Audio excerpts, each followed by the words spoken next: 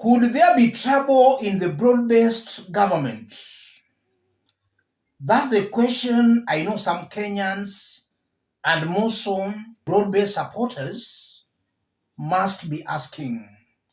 And in this video right now, I want us to understand clearly what's going on behind the scenes.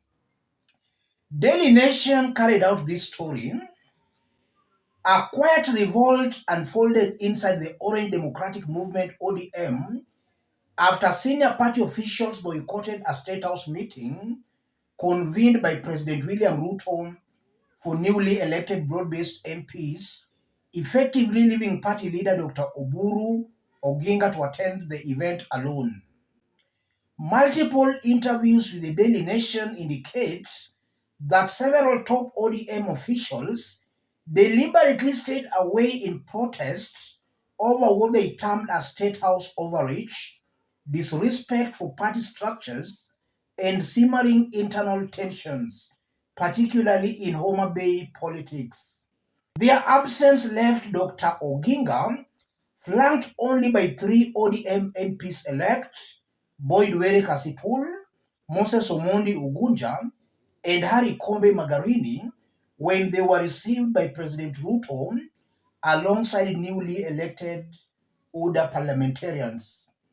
In contrast, ODA legislators were accompanied by a top-tier team, including Secretary General Hassan Omar, National Chairperson Cecily Mbarire, National Treasurer Japhet Nyakundi, and National Assembly Majority Leader Kimani Ichung'wa.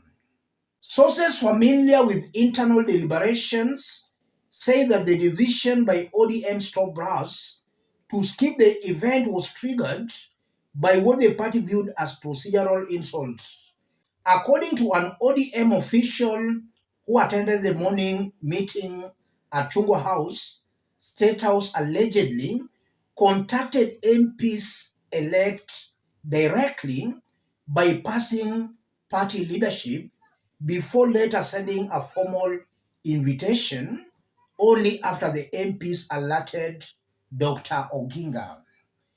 It was only after the MPs told Dr. Oburu that State House dispatched a formal letter, the official said, noting that the delay was interpreted as an attempt to undermine ODM's authority during a fragile transition following the death of party leader Raila Odinga.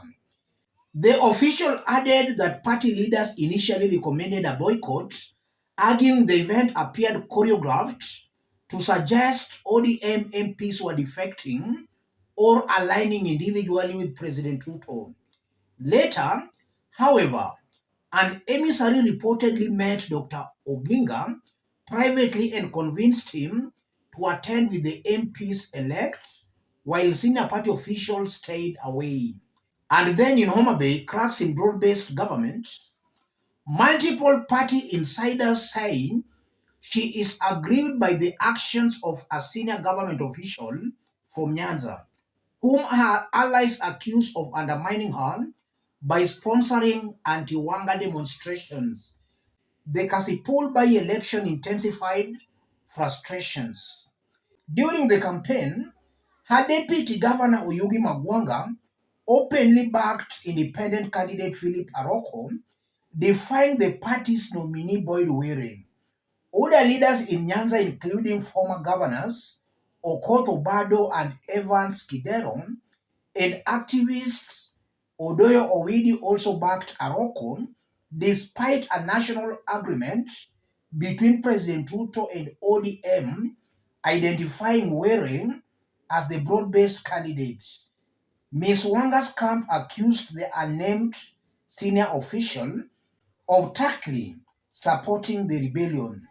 Insiders warned that unless ODM establishes clearer protocols for engaging State House and reinforces internal discipline, similar incidences may deepen divisions.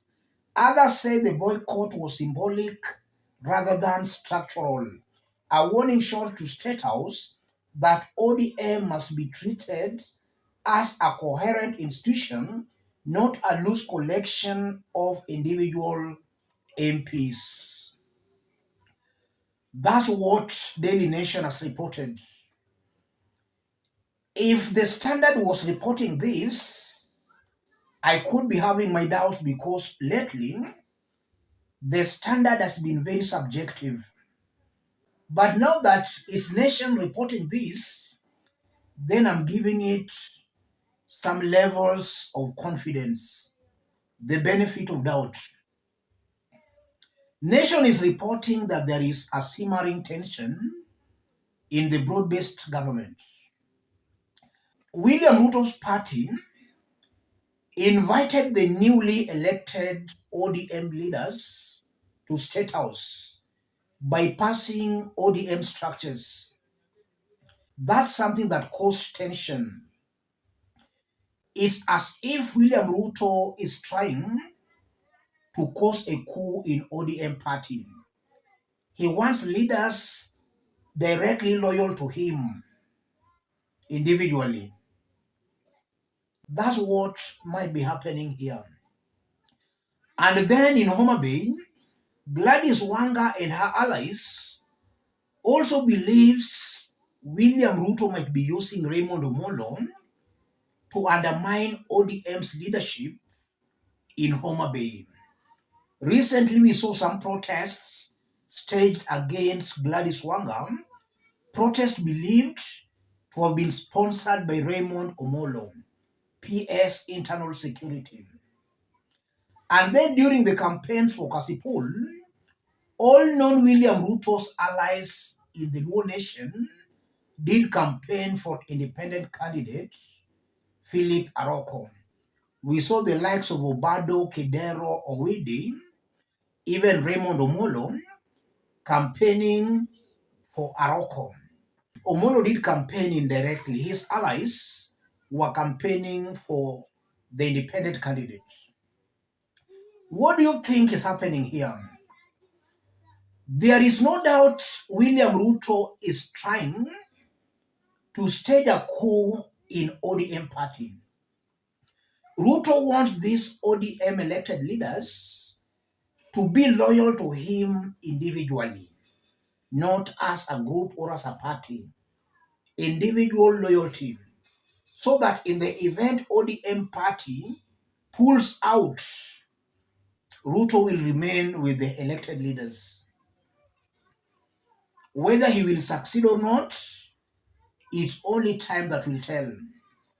But even if he succeeds in grabbing or influencing most ODM elected leaders to his team, whether that will also translate to the ground, it's only time that will tell. But from where I sit, it certainly might not succeed in Luo Nyanza because most of those leaders are very loyal to the party. He can succeed in Western. He won't succeed in Nairobi. At the coast, it's a 50-50. In Northeastern, he may succeed. But whether all that will also translate to the ground, it's only time that will tell. As I conclude, the broad-based team should not get overconfident. It should not be excited. We know currently the broad-based team is poised for a very easy 2027 win. That should not get into their heads into thinking they've already won 2027. One day in Kenya's politics is a very long period of time. The broad-based leadership must remain humble till after 2027 presidential election. If they become too much overconfident, then they might be surprised in 2027. Let's meet in our next analysis. Thank you. God bless you. God bless Kenya.